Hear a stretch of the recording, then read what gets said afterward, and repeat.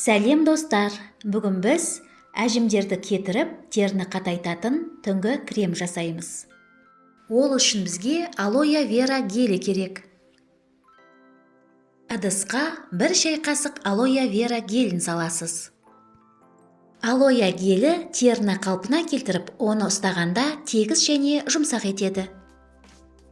Алоэ геліне 1 шай қасық кокос майын қосасыз. Кокос майы терінің қартаюын бәсеңдетеді, теріні ылғалдандырады. Ол сонымен қатар терінің қабыршақтануымен күреседі және тері жасушаларының қалпына келуіне ықпал етеді. А дәрумені маңызды витамин, тері жасушаларын жаңартады. 1 капсула А дәруменін қосасыз. Достар, менің каналыма жазылыңыздар. Мұнда сізге керекті рецепттер табатыныңызға сенімдімін.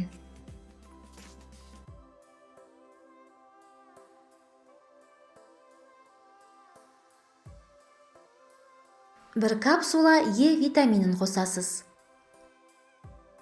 Е витамині теріні тазартады, терінің ерте қартаюын болдырмайды және терінің тонусын көтереді.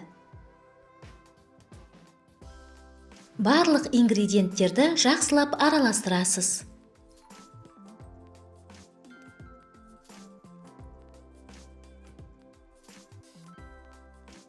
Креміміз дайын болды. Дайын болған кремді шыны ыдысқа құйып аламыз. Кремді бөлме температурасында сақтауға болады.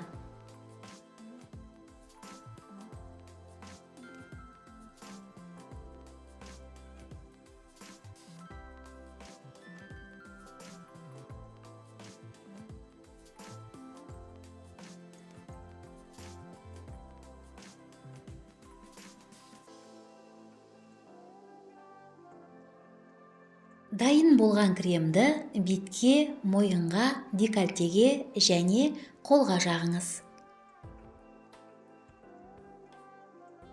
Түні бойы теріге қалдырыңыз, таңертең жуыңыз. Жақсы нәтиже алу үшін күнделікті қолданыңыз. Деніңіз сау, сұлу болыңыз.